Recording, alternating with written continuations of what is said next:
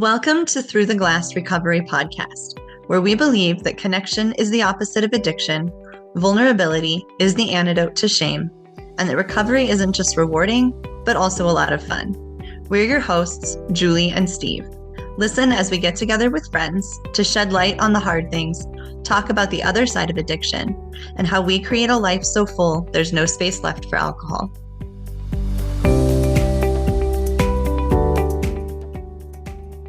The holidays are always a big source of anxiety and temptation for people who are in recovery.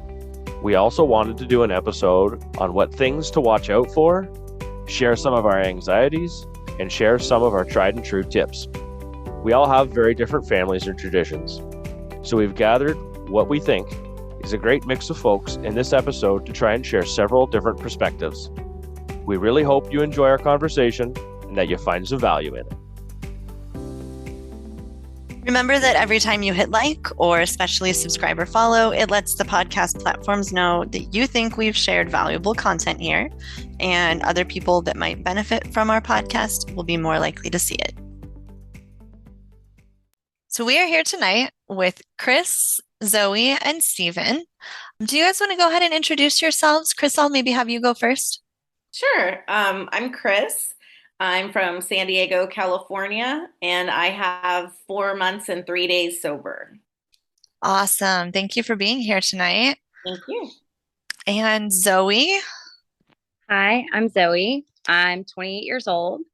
I'm a married mom of 2, and I am 1 year and 9 months sober. Awesome. Very cool. Thank you. And then Steven. Hi, I'm Steve from North Texas, and I think I have 106 days sober. Awesome. Cool. Thank you guys all so much for being here with us. Mm. No matter how long we've been sober, the holidays can throw us for a loop.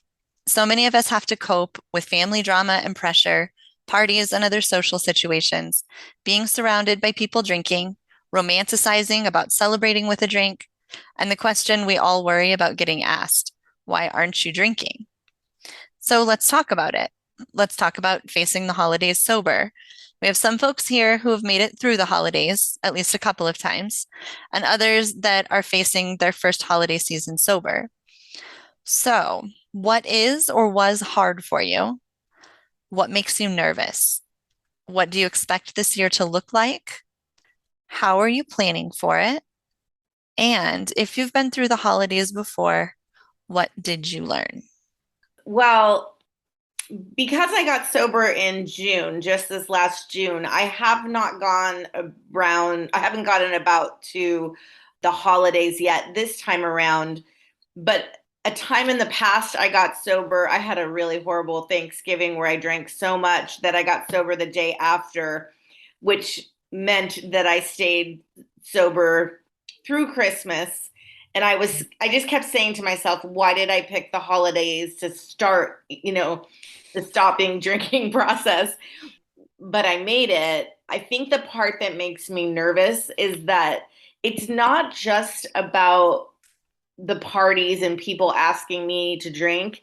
It's the fact that I start feeling the stress like right around Thanksgiving about, am I going to have enough money for gifts? And, I'm going to be seeing family, and how is that going to make me feel? And so the stress of the holidays sometimes is what makes me want to drink, not just the facts about the parties themselves. So I don't know if anybody has any ideas about that in particular. That's what I get nervous of. I'd love to, if you're feeling nervous about the up and coming holiday season. I know that I got sober after the holiday season, but it was a big birthday season for our family. So birthdays and holidays kind of were hand in hand. Mm-hmm. But for me, coming up on holidays, I set a lot of boundaries. That has been huge in my sobriety. If I start feeling overwhelmed about something, I'm okay, I'm overwhelmed. I don't feel good. Why do I want to do this event? Why do I want to involve myself with these people? And I kind of take a deeper look at that and decide, is it really worth my peace of mind to continue or try to do whatever is coming up?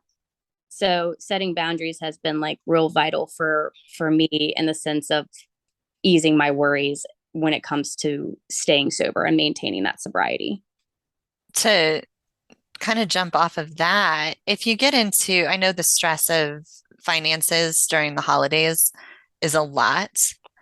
And I think we can even set boundaries with our finances. We can say, here's how much I'm going to spend. This is how much I can afford to spend without it causing me extra stress or extra anxiety. And that's it. That's the number that you pick. It's really easy for us, just like with every other part of our lives, to try to meet everybody else's expectations and try to be as good as or as big as or whatever. And, we've had to let go of that in every other part of our lives, or we're working to let go of that in every other part of our lives. And I think that has to go with gifts and, with all of that too. I think we have to be able to set those boundaries, acknowledge what is comfortable and acceptable to us. And that's what we give to other people, which is easier said than done. But I think that's probably the best way to approach that. Maybe. I don't know. What are your guys' thoughts? I think you're right, Julie. Being the older guy here amongst you all, I have less pressure, I guess, because of that. And even though there are a lot of things that make me self-conscious, it wouldn't be to tell someone that was coming over and they wanted to drink. Fortunately, I can have people drink around me. It doesn't trigger me or anything. So it doesn't bother me. I'm lucky that way, I guess. But I can have my little sober NA stuff if I want it. But setting boundaries like what you're saying, we have some younger nieces and nephews and stuff like that. And once they got to a certain age, we're not giving them, presents anymore. A lot of people feel obligated. Oh, I've got to send everybody, every relative, no matter what their age. Well, I think after, it could have been earlier, but I mean, after about 23 or 4, sorry, you don't need to be sending, you could send a card. But you don't need to send everybody a gift. And like you were saying, you make kind of a conscious choice, and the people that are really important. And you can also make a joint gift present. Not that anyone needs food products, but they offer nicely displayed things that you can send to the whole family, and it kind of eases a little bit of the burden rather than getting individual stuff. And I wrestle a little bit. Do I want to give alcohol or wine to anybody? It wouldn't bother me to do that, but I don't know if I'm contributing to their issues. Not that I know that any of the people that I would do that for, in theory, are having a problem. And I could certainly do it, but knowing that now how I feel about alcohol, I don't know if to sit there and be on my high horse and or if maybe I'm not being on a high horse. Maybe it's just being, why I can give them something else. I don't need to give them alcohol, which they can go buy on their own if they really want. So maybe you're helping me clarify, just thinking out loud here. Do I really want to give that out to someone when that's not really probably something I would want? Yeah, I think that's kind of like, would I buy this for myself? I mean, is it that good of a gift? And really, in the end, it's like, okay, I'm going to buy them something that's not good for them at all. They might enjoy it, but it's not good for them at all. Would you buy them a pack of smokes if they were a smoker? Probably not. I know I wouldn't give that as a gift. It's essentially kind of the same thing, isn't it? God, when you look at it that way. Right. So the I quit drinking for 14 months the first time around. And I was 4 or 5 months sober around Christmas time. Nobody in my family knew that was a thing. I never told anyone. My brother gave me a bottle of wine for Christmas. And I think that's kind of an interesting point to bring up too, is when we receive alcohol as gifts, if people don't know. I live like an hour away from my parents. That's where we had Christmas. And I had that bottle of wine in the back of my car all the way home. And I just remember all I could do was think about that the whole drive home. There was wine there. My husband was out of town. Nobody would know. And I mean, I went circles and circles fighting with myself about what I was going to do with it. Well, I can't dump it because that feels like a waste. And it's a good bottle of wine. And maybe I'll save it for my husband for when he gets home, he can enjoy it. But then I'll feel bad and I'll miss it. And it was like just this constant circle just because there was a bottle of wine in the back of my car. That's a hard one to deal with because if there is anyone in your life that doesn't know that you're not drinking, it's such a common gift. It's an easy gift to give to anybody if you don't know them very well, you know? So yeah, that was an interesting experience for me. That was one of the many times that I was like, yeah, I have a problem. This is definitely a problem. Yeah, I was given a gift of a bottle of whiskey because they didn't know that I had a drinking problem. Okay, of course. And it sat there in the house. This is not like it bothered me, but I did the same thing. And as you're like talking, same thing. It's like it's a good bottle of whiskey. Like I could give that to someone and it would be a gift for them. I'm like, wait a minute, right? I so wanted to pour that sucker down a drain. And like my wife at the time just she took it and she ended up giving it away. She gave it away, not me. And I was like, where is this thing? I was so ready to dump it. Just no, I'm not giving this to anybody. It's just not worth it. I don't want to. That's where I was at with it. I'm like, I don't really care anymore, but I don't think I would give that gift either. I think I would probably now I would probably give that gift back and say, this is, I don't drink. You might as well keep it. I'm not going to, I think I would just say it. I think that's what I would do now is just come clean and come out. I'm not afraid of my alcoholism. Of course, here we are on a podcast. So I think I would just say it. Steve, you brought up something. I'm sorry if anybody else wanted to say something, had something kind of related. Go for it. Uh, that I think it's Mark Twain that said, if you if people think you're stupid, but then you open your mouth and you remove all doubt, I think that's attributed to him. It maybe this isn't exactly similar, but I saw somebody writing on that IAS app. In this app, you can comment to other people because I don't know what the other sobriety apps are like and try to give them encouragement and support. And somebody had asked, I'm really having a hard time saying no at parties. I've been telling people, I've stopped drinking for a little bit. And I'm going to tie this back into that quote is that someone wrote, and I thought it was very well said, don't fudge around the edges here rather than tell them you're thinking about stopping drinking or you're stopping for the moment. Just tell them outright, I don't drink anymore. Because otherwise they'll ask you questions. Oh, well, why are you stopping? Or when are you going to begin again? Or, whatever it might be. But if you remove all the doubt, they can't, what are they going to say?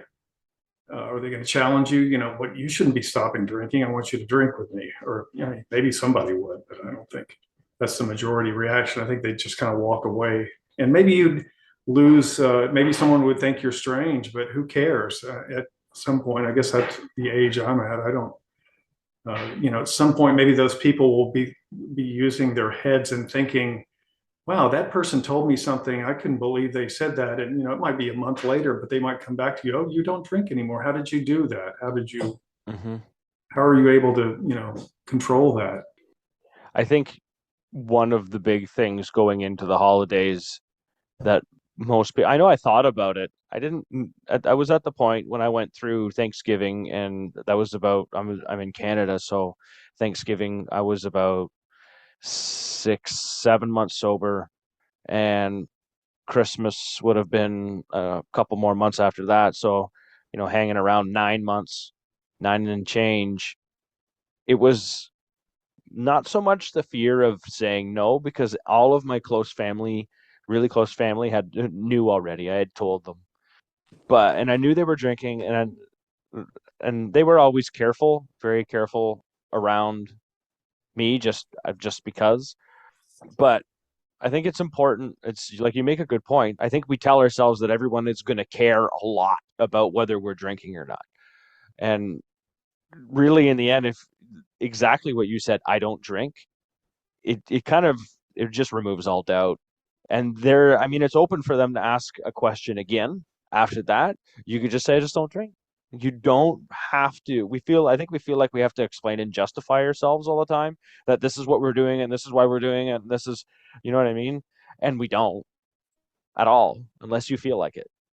Yeah, I heard something. It's so funny. I just heard it today, actually, and I'll give credit where it's due. It was on the Annie Grace podcast that someone said, what do you say when someone offers you a drink? And the answer she gave was, people don't like to hear the word no. So instead of saying no, say, like, would you like a drink? Yes, I'd love a glass of water. I'm just so parched right now. Yes, I'd love an iced tea. I could use a little pick me up with the caffeine. So you're still giving them that yes. And then I think whenever I'm a hostess, when someone walks in the door, that's when I ask them if they want a drink. After that, I don't ask anymore. Like, it's up to them to get their next drink. I'm not going to, I'm not a bartender. You know what I mean? I'm not a server. So I just figure if I ask the person one time, then after that, I kind of let it be where they figure out where everything is and they help themselves from there. So if you can get that first question done, then you're doing pretty good. Love that. Owning the word drink. When you said that is I'm going to own the word drink when someone offers me a drink and I'm going to define it for them. Yeah. This is what drink means to me. Yeah. That's cool. I like that. And then I love my bubbly water, and I know that a lot of people don't always have that, or the kind I like. I like LaCroix. So I bring it with me. And so I'm just like, oh, I got my drink. It's right here, and then just show me where the glasses are. Show me where the ice is. I'm all good, and then I'm all set up. I'd love to expand on that because I'm also a bubbly drinker. I love bubbly and LaCroix. That was like my first sobriety crutch, if you will. That got me through my first couple of months. So I always would bring drinks with me whenever I'd go somewhere. That was like my emotional support water. I would just bring it with me. I was like, as long as I have something in my hand, I can avoid being asked, oh, do you want this to drink instead? And I don't have to feel anxious. Granted, I stayed away from social settings for probably about the first, I want to say 2-3 months. I was really, really selective with that because I was very angry when I first quit drinking. I I was angry at alcohol in general. Whenever I'd see someone drinking, just where it was everywhere, I noticed it all of a sudden. So I just kind of avoided that for a little bit. But when I started bringing myself out in social settings, and it was always like holidays, I think St. Patrick's Day was my first. And that's a big, big drinking one in my family. And I remember just bringing a bunch of LaCroix and being like, I'll just put it in a koozie. No one's going to say anything. And if my family does say something, I'll keep it brief. So I can relate to you on that. I think bringing a drink when you have the opportunity to at get-togethers, especially during the holiday season, is a great way to open that conversation too in a less threatening way. So I think too, it helps to show up with enough for you and enough to share so that you're not the weird person who shows up with 1 6-pack of LaCroix because you know that you're going to need it. But you bring a couple of cases like, no, actually, I brought some stuff with me. Here's a bunch for everybody. It just makes it slightly less awkward. I know going back a little bit to what Steve said, one of my biggest fears this past Christmas was like my parents didn't know yet that I had quit drinking or why.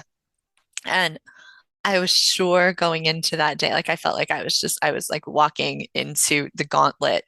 Like they are going to realize I'm not drinking. They are going to ask why. I'm going to have to stand there at the dinner table and be like, I'm an alcoholic. I had this all planned in my head, how I thought it was going to go. Because I was at least at a point where I'm not going to try to fake it or BS my way through it. If they're going to ask, I'm going to be honest. I was so sure that that was going to happen. And we made it all the way through the entire Christmas meal, gifts, everything with my whole family. Nobody even noticed that I wasn't drinking. I was always the one who was there. Like I'd show up with 3 bottles of wine and probably drink 2 of them. And nobody even noticed that I wasn't drinking. Not a single question was asked. And I think it's funny how we work ourselves up into all of this worry and stress and play all of these possible scenarios out in our heads that just make us more and more nervous. And then you get there and you're like, oh, nothing happened. So that's just a good, I think, testament to all the stories that we create that could possibly happen. They're not doing us any good. It's a lot better just to go into it and be like, I wonder how this is going to go. You know, Attend the event with curiosity. mhm. It's never going to go the way you think it's going to go. It didn't go. Christmas didn't go the way I thought it was going to go. I spent 2 months before Christmas working on my fears that I had about Christmas, the social interaction with my family, the social interaction with my wife and my family, and what I was going to say, what I thought everyone was going to say, what I thought I couldn't say, how like I had a lot of internal tension going into it that I hadn't really externalized. And it took me a couple of months to work through what my actual problem was going into it, at least breaking free of the stories that I was telling myself about how things were going to go so I could try and have an open mind, so I could try and show up with curiosity. I just happened to have the last week I hosted my nephew, his wife, and his 3 kids at our house, and that's the first time I've ever spent time with them all sober. And I asked my nephew's wife, I'm like, do you notice? They know I'm not drinking. And I'm like, do you notice anything different about me since I'm not drinking? And first she said no. And I'm like, she goes, why? What do you notice? And I'm like, I notice I can spend more time with my great nephews without like getting bored or just, like I love them. They're like 5 and 6, and one of them's just a baby. But I would have to force myself to like play with them because then I wanted to go off and drink, and you can only like focus on so much when you're drinking. But it's kind of cool that now when we spend time, with our family and the holidays and stuff, hopefully in our friends, hopefully we can have more conversations and remember them and like really enjoy the moment. So that's what happened for me last week. I was thinking if I focus on that for the holidays too, just like keep the focus on the people instead of the fact that I am or not drinking.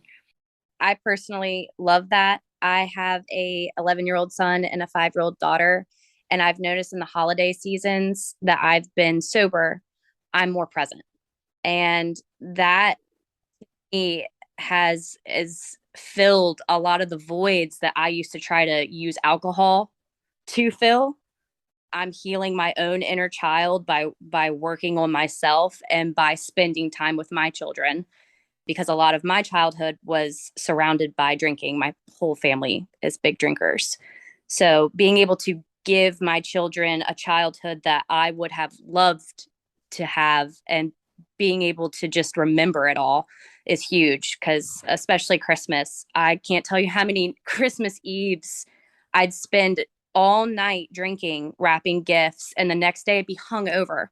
And it's like, how there am I really? If I'm just focusing on my head's hurting, I'm not taking pictures, I look absolutely awful. I can't make conversation with anybody. So I think it's really important when you feel those types of things, when you start to notice that positive change, like, oh my gosh, I'm enjoying spending time with my family again. Like those are absolutely the things that you cling on to when you start to have those doubts creep in around this time of year. I think one thing that I was going to bring up is I think it's easy to go into any part of this wondering, and like Steve said, approaching everything with curiosity.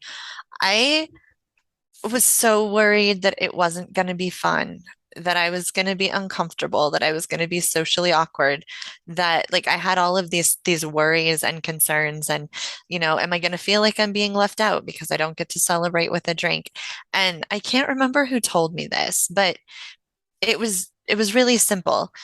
Just accept that maybe it will kind of suck. Maybe it's going to be boring.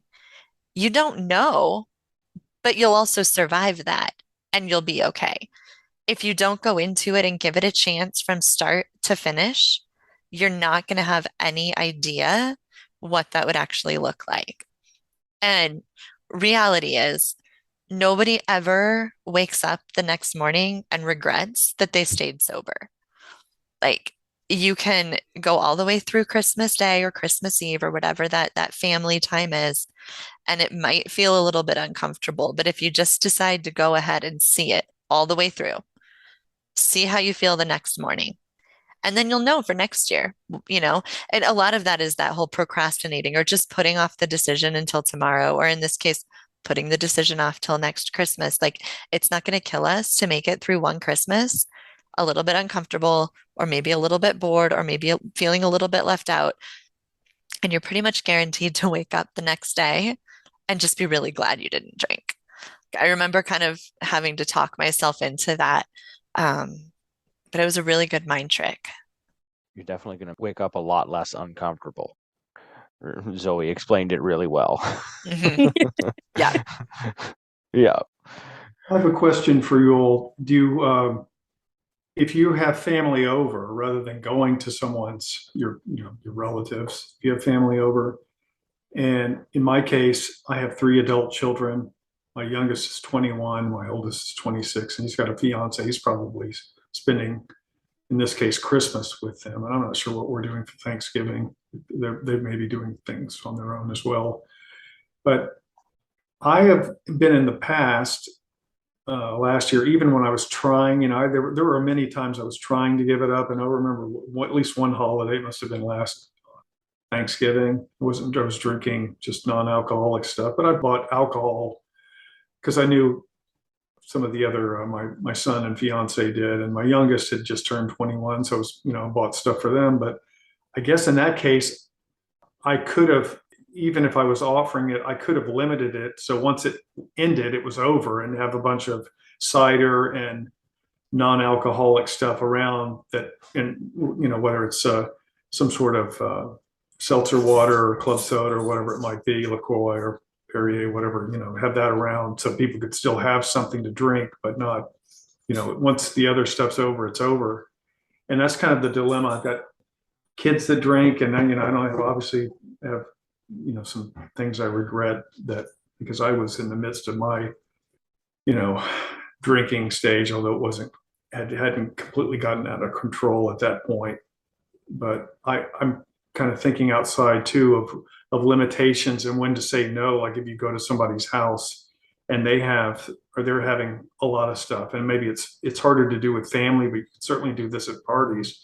I mean, once people start drinking and they've had a lot, have your exit plan in place. Like, okay, hour and a half, 2 hours. If it's getting sloppy and I'm seeing it sloppy, we're going to have an excuse, and there's a little wiggle of the nose, and that's the signal to get the hell out of Dodge here, and we're leaving or something. I mean, you kind of can have those kind of plans in place to leave and exit, and I think those are helpful because you've got that backdoor escape. You don't have to feel like, God, I'm going to be trapped here for how many hours this goes on.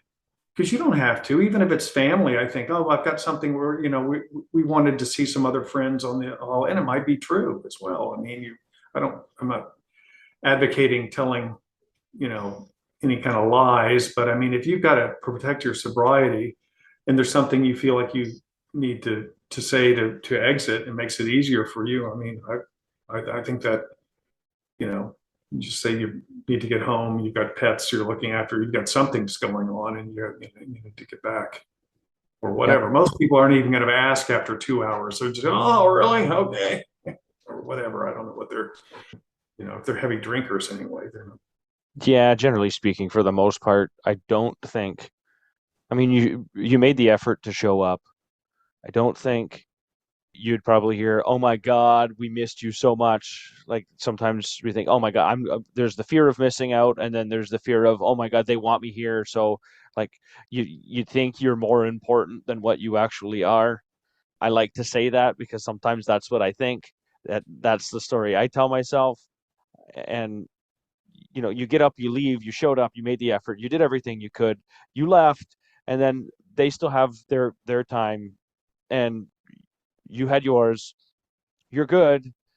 I don't know that I've ever heard in 19 months now, oh my God, you left early, I missed you.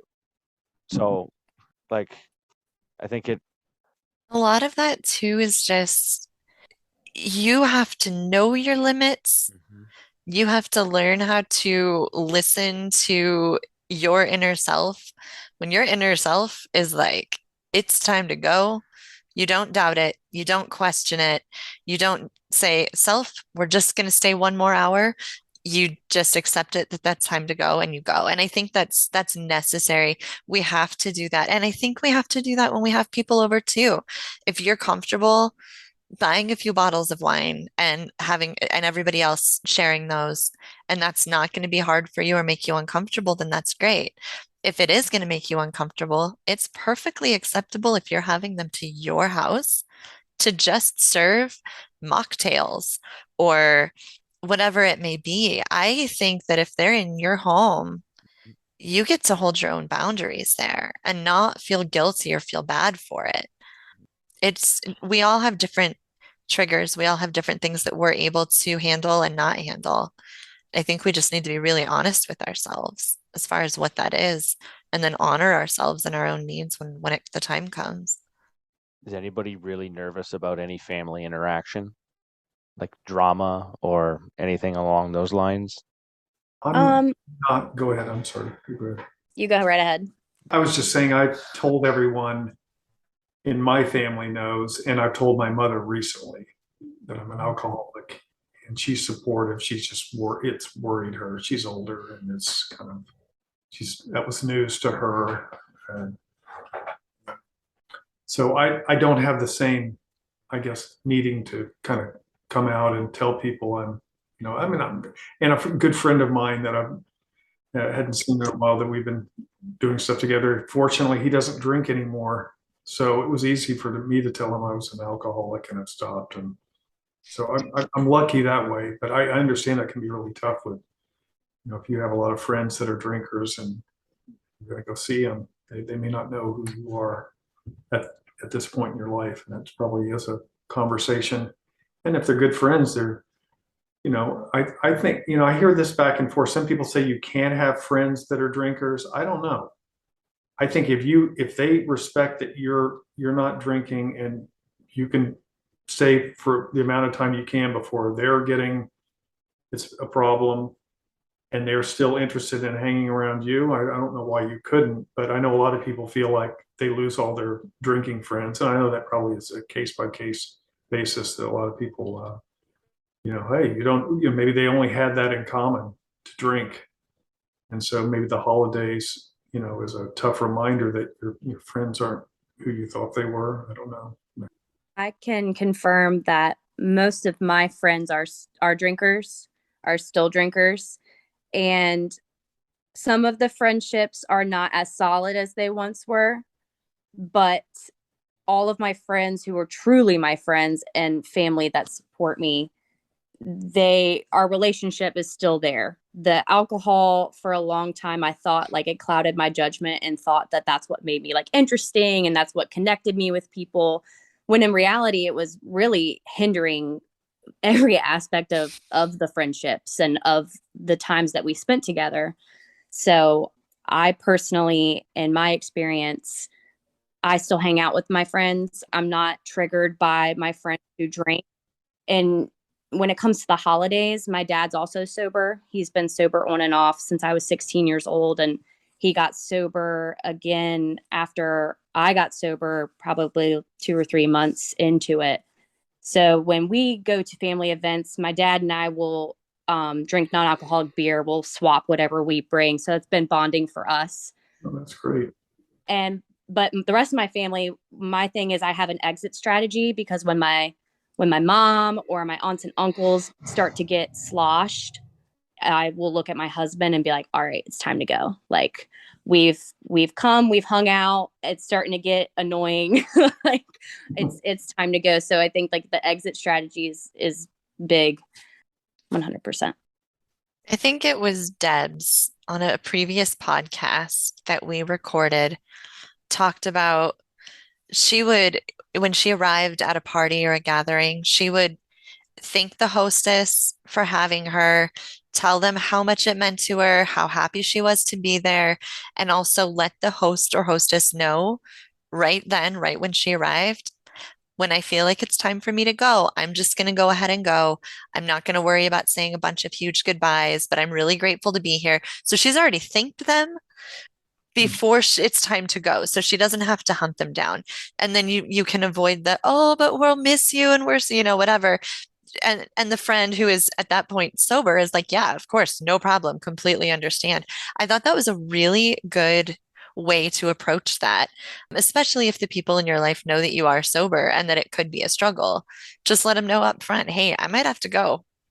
And pretty much any good friend's going to honor that. But I thought it was a really, really good approach to just start out with that when everybody's still sober before everybody's started drinking a bunch. That's brilliant. I've never thought of it that way. Like just get it out of the way before things get chaotic, so you can just have like an Irish goodbye and just for the night. That's wonderful. Because you thanked them already. No, that's such a great idea, Deb said. You've already appreciated them in person and said how much they mean to you, and this was great that you got invited, and then now you're free. You're not encumbered to have to, like you said, Julie, hunt them down. And now they're probably going to remember you enjoyed it versus you say it to them, when they're sloshed, they're not, they don't even know what you said. Right. Julie, I think what Deb shared with us on that podcast pretty much nails it. And I think it has more meaning too when you say it right at the beginning, and it's something that'll be remembered even when you do the Irish goodbye, like Zoe was saying.